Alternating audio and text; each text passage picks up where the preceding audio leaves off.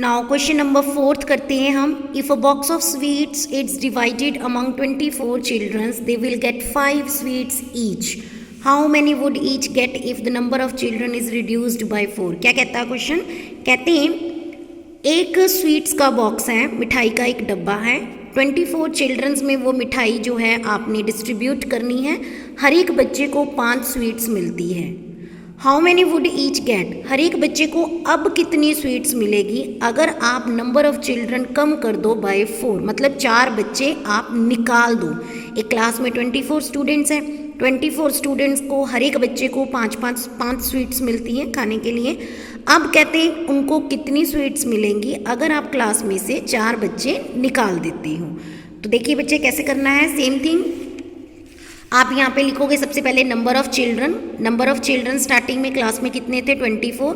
और आपको पता है जैसे कि हम इसको x लिख रहे हैं, ठीक है, तो इसको हमने x1 लिया।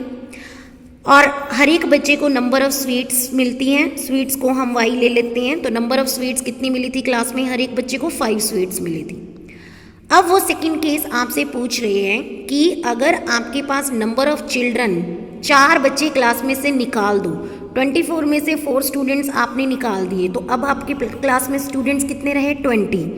अब उन 20 स्टूडेंट्स को कितनी स्वीट्स जो है वो आप दोगे, मतलब हर एक बच्चे को कितनी स्वीट्स मिलेगी क्लास में। पहले तो हर एक बच्चे को 5 पीसेस मिलते थे, अब अगर 20 बच्चे रह गए तो कितनी स्वीट्स मिलेंगी? तो ये क्या है? Inverse proportion. आप चेक कर सकते हो कि पहले स्टूडेंट थे 24 और स्वीट्स मिलती थी 5। अब नंबर ऑफ़ स्टूडेंट्स क्या हो चुके हैं? कम। और अगर आप खुद सोचिए अगर क्लास में बच्चे कम हो जाएंगे तो स्वीट्स क्या होंगी? अब ज़्यादा मिलेंगी, ठीक है। पहले 24 के बीच में बांटना पड़ता था, अब तो बच्चे ही कम हो गए क्लास में, तो हर एक बच्चे को स्वीट्स क्या मिलेंगी? ज़्यादा। तो ये बनता है इन्वर्स प्रोपोर्शन। और इन्वर्स में हम क्या करते हैं? मल्टीप्लाई। x1 को y1 से मल्टीप्लाई करते हैं और x2 को y2 से मल्टीप्लाई करते हैं, ठीक है। तो x1 की वैल्यू कितनी है? 24, y1 की वैल्यू कितनी है? 5, x2 की वैल्यू अब है 20, y2 आप यहाँ से निकालोगे, 20 इधर आके डिवाइड में आ गया। नेक्स्ट आप यहाँ पर 5 के साथ कटिंग कर लीजिए, 5 4 का 20 हो गया और 6 4 का 24, तो y2 की वैल्यू आती है 6। अब आप यहाँ पे लिख दोगे यहाँ पर 6। डैट मीन्स अगर क्लास में बच्चे कम हो गए तो हर एक बच्चे को 6 पीसेस जो है स्वीट्स के मिलेंगे अब खाने के लिए। तो ये था आपका question number 4। Next question number 5। A farmer has enough food to feed 20 animals in his cattle for 6 days। कहते एक फार्मर है जिसके पास इतना खाना पड़ा है कि वो अपनी 20 एनिमल्स को 6 दिन तक वो खाना खिला सकते हैं। Next one, how long would the food last if there were 10 more animals in his cattle. अगर उसके कैटल में 10 ज़्यादा एनिमल जोड़ दिए जाए तो अब वो खाना कितने दिन चलेगा? सिंपल सी बात है, एक फार्मर है, कैटल है, उसके पास 20 एनिमल्स हैं और वो 20 एनिमल्स को खाना देगा और वो खाना 6 दिन तक चलता है। अगर आप नंबर ऑफ़ एनिमल्स बढ़ा दो, 10 और एनिमल्स ले आओ, तो अब उसके पास जो खाना बचा है वो कितने दिन तक चलेगा? सबसे पहले आपने लिखा नंबर ऑफ़ एनिमल्स। स्टार्टिंग में उसके पास नंबर ऑफ़ एनिमल्स थे 20 और उसके पास जो फूड था वो कितने दिन चलता था? 6 days चलता था। इसको x ले लीजिए और नीचे वाली वैल्यूज़ y, तो ये x1 हो गया और ये y1। अब वो कहते हैं अगर आप उस फार्मर के पास 10 और एनिमल्स आ जाए तो 20 में 10 प्लस कर देना, 30 आ जाएगा। और ये थी x1 तो ये x2 बन गया। अब अगर 10 एनिमल्स और उसके ग्रुप में आ गए तो नंबर ऑफ़ एनिमल्स क्या हो गए? बढ़ गए हैं। और अगर नंबर ऑफ़ एनिमल्स बढ़ गए तो अब खाना 6 दिन तक नहीं चलेगा। ऑब्वियस सी बात है, अगर मेंबर्स ज़्यादा हो गए हैं तो खाना अब कम दिन चलेगा। तो आपने क्या नोटिस किया, जब एक चीज़ बढ़ी तो दूसरी चीज़ क्या होगी? ऑटोमेटिकली डिक्रीज कर जाएगी। तो इसको बोलते हैं इन्वर्स प्रोपोर्शन। इन्वर्स का formula x1 multiply y1 x2 multiply y2।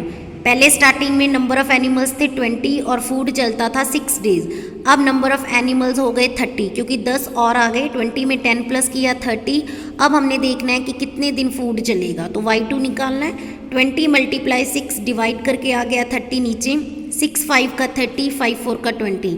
तो अब उस फार्मर के पास जो फूड है ना बच्चे, वो 6 डेज़ की बजाय 4 डेज़ चलेगा क्योंकि number of members, number of animals जो थे उस के ग्रुप में और ज़्यादा बढ़ गई। तो नंबर ऑफ़ एनिमल जैसे ही बढ़े, फूड कम दिनों तक चलेगा। तो ये इस तरीके से आप इनवर्स प्रोपोर्शन को सॉल्व करते हो।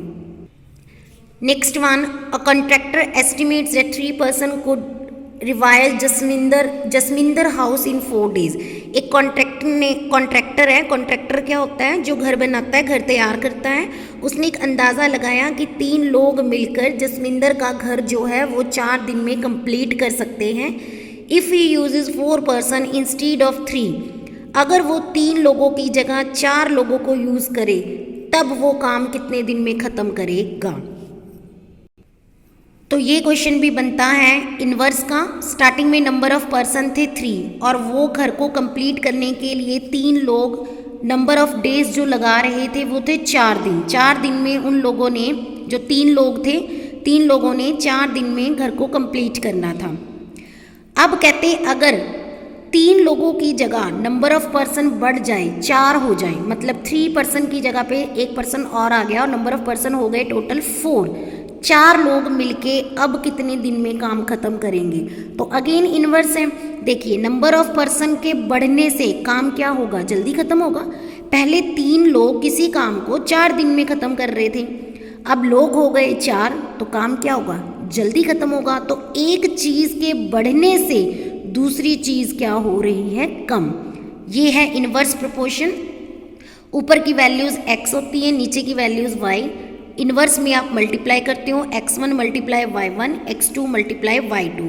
x1 कितना है 3, y कितना है 4, इज इक्वल टू x2 कितना है 4 मल्टीप्लाई y2। 3 मल्टीप्लाई 4, 4 नीचे आके डिवाइड, 4 से 4 कैंसिल, आंसर आया 3। तो बच्चे ये था क्वेश्चन नंबर आपके पास जो 6 था, वो भी हमने कंप्लीट किया। इसी तरीके से बच्चे सेम प्रोसीजर से आपने क्वेश्चन नंबर 7, 8, 9, 10, 11 सेम आप सभी में देखोगे तो इसमें इनवर्स प्रोपोर्शंस की ही बात की गई है। ठीक है, मोस्ट प्रॉबेबली आपको क्वेश्चंस करवा दिए गए हैं और आपको समझ भी आ चुके हैं।